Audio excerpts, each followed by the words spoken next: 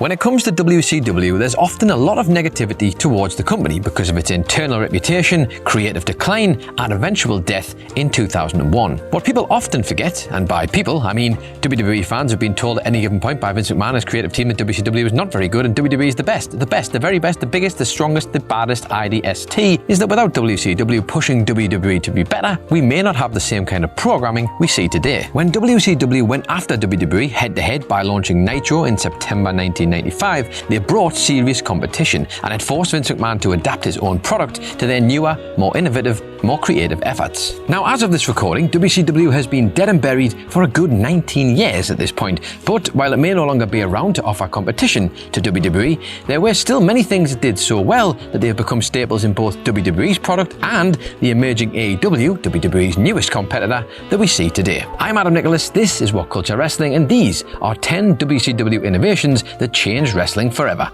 Number 10, going to 2 hours and then 3 hours. Raw was a 1 hour show when it started out in 1993. Nitro was too when it began in 1995. Like everything in wrestling, fans wanted more. Nitro was the first to go to 2 hours on a regular basis in May of 1996, with Raw countering in March 1997. Without WCW going to 2 hours first, we don't know if WWE ever would have changed Raw and how it was presented. When WWE announced that the longest running weekly episodic show in television history, aka Monday Night Raw, was moving to 3 hours permanently in 2012, they did so without mentioning that WCW actually made Nitro a 3 hour show in January 1998. At the time of WCW's 3 hour move, Nitro was still doing great numbers and beating Raw on a regular basis, although the gap was shortening because of the rise of Steve Austin, amongst other things. And it was around that time when WWE brought Mike Tyson in too, which turned out to be the big deal that really swung things in WWE's favour from that point moving on. Going to 2 hours set the stage for what we were used to seeing from our wrestling shows. It's the show length of WWE SmackDown to this day, along with NXT, and on top of that, their newest rivals, AEW, also do a 2 hour show. While WWE Raw becoming 3 hours is considered to be a little bit too long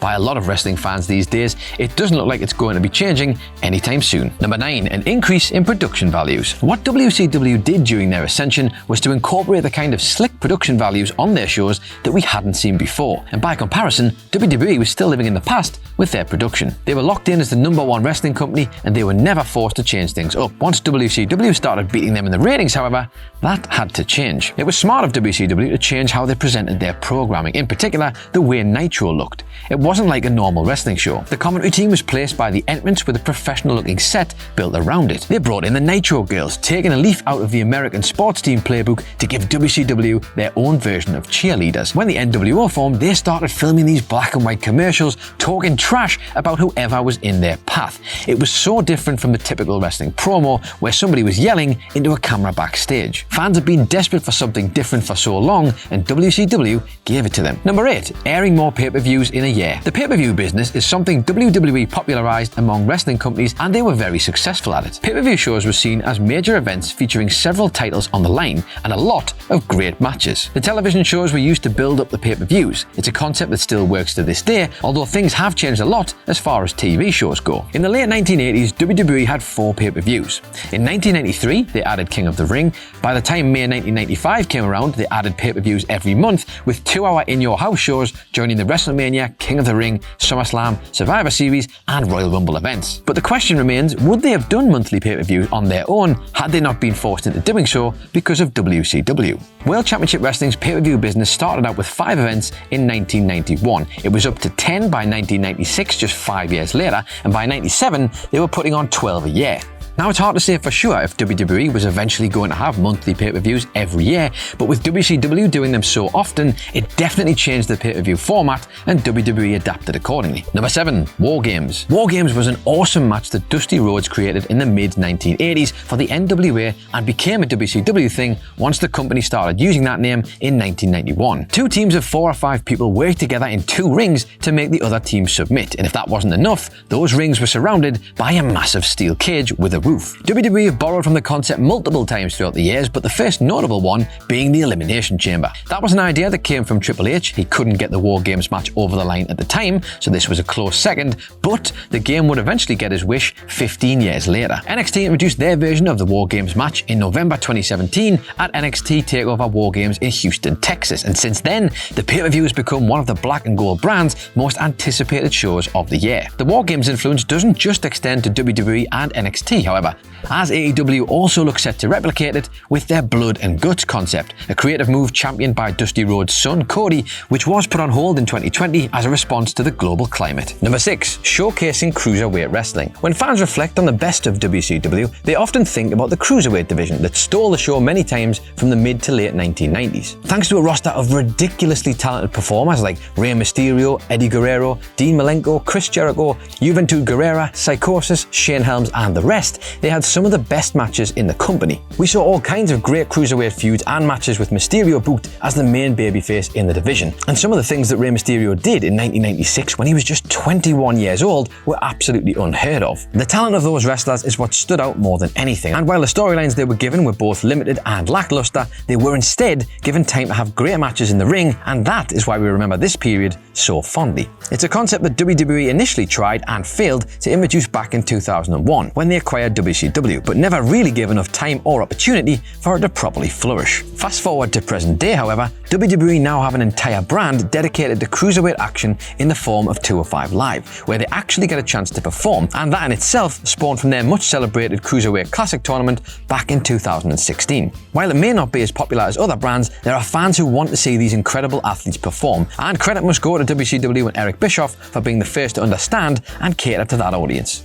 Number 5. Launching Thunder as a second primetime show. The arrival of WCW in January of 1998 was the result of Nitro becoming such a big success on Monday nights. Thunder was originally a Thursday night show. It moved to Wednesdays in 2000 that aired on TBS, which was another Ted Turner-owned station, much like TNT. Since Turner owned both the wrestling and the 2 cable channels, he made the decision to air Thunder. For the short term, it was a good move. In the long term, not so much. The main reason it was good is because WCW was so hot when they first launched Thunder. Fans were clamoring for more, so they filled that desire by adding Thunder to their regularly scheduled programming. The unfortunate byproduct of that, however, was of course overexposure. There wasn't much of a difference between the 2 shows, and if fans could see the same matches on both shows, it didn't really seem like fresh or must-see TV for anybody to watch. Thunder would eventually die because the quality of the show suffered, and actually, if anything, it would also affect the quality of Nitro too. But hey, here's a little tidbit for you to take to the pub. The original theme song for Thunder was called Here Comes the Pain by Slayer. That sounds familiar, doesn't it? Because that would eventually become the catchphrase of one Brock Lesnar. I guess you could say they innovated something else too. Number 4. Putting major matches on television regularly. If you're a regular WWE Network viewer and you watch old Monday Night Raw episodes from 93 through to 95, you can see that WWE didn't follow the format of Raw that they have these days. They didn't load up Raw with mid-card matches leading to a major match at the end of the show. A typical episode of Raw in the early days featured a lot of squash matches where superstars with a big name would beat up a jobber rather easily. It was a format that WWE had used on their weekend shows like Superstars for years, and they didn't feel like they needed to change it up. But when WCW launched in 1985, the game changed. Nitro was putting on huge matches every week, and WWE had to adjust. They couldn't rely on just having squash matches anymore. So thanks to WCW turning up the heat, they forced WWE to change how they were producing Raw, and it led to a better product for both companies. I guess you could say, in the end, the fans were the winners. Yay! Number 3. Eric Bischoff as the heel authority figure. Now, it seems like every wrestling show in the last 15 to 20 years has been dominated by a heel authority figure. Whether it's a man, a woman, or even a laptop, we've seen a lot of different people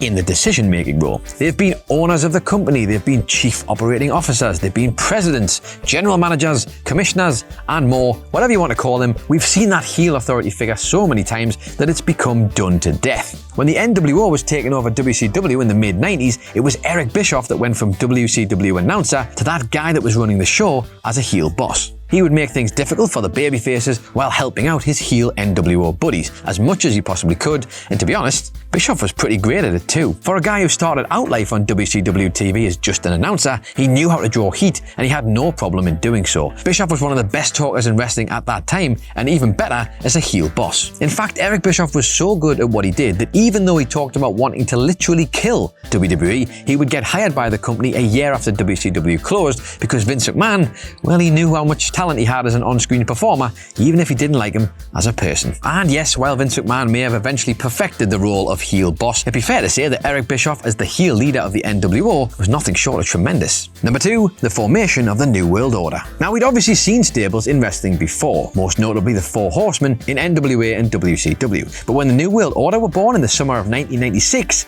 this was something different entirely. What was innovative about the NWO was not only the way they formed, but also the members involved, and it was the major factor in WCW's rise to the top of the TV ratings. Scott Hall and Kevin Nash showing up on Nitro to begin with was impactful enough. I mean, this was unthinkable. These were still WWE guys for all the fans knew. They weren't supposed to be there. But when Hulk Hogan turned heel and joined the group as their third and final member, it took everything to a whole new level, and WCW suddenly became unmissable. It should come as little surprise then that shortly after, we'd see stables become a big feature on WWE programming. It wouldn't be long before D-Generation X and the Hart Foundation had big roles to play on WWE TV, as the potential in stables, their storylines, and their overall drawing power had become undeniable after seeing the fan response to the NWO. And even today, look no further than the likes of the Inner Circle in AEW and Undisputed Era in NXT to see just how much of an influence WCW's creation of the NWO really had. And number 1, with a bullet, Monday Nitro Live every week. When WCW launched Monday Nitro on September the 4th, 1995, they made a point to mention that it was going to be a live show every Monday night. It was a huge thing to have a live wrestling show every Monday. You see, it's not like everybody was on the internet reading spoilers in the 90s, but it was noticeable when a show was live compared to when it was taped. And at this time, WWE was taping Raw a lot of the time too. The schedule until the summer of 1999 was to do a live Raw on the Monday, then tape the next Raw on the Tuesday, and they did it that way for many years. Then SmackDown started in August 1999, and they changed it up so that Raw was live on Mondays, while SmackDown was the taped show on Tuesday. What's interesting to note about the live Nitro idea is that Eric Bischoff, who was running WCW at the time, has said that he didn't really plan on making that pitch. He said he just said it as something to impress the boss Ted Turner at the time during a meeting and didn't expect Turner would give it any thought. When it eventually happened, it turned out that it was the best thing for the company. They grew ridiculously quickly to the point where they were beating WWE on Monday night consistently for nearly 2 years. The launch of Nitro was huge for WCW, as was going live every single week. It really is no understatement to say this changed the landscape of wrestling forever, and without it, who really knows what Raw would be like today.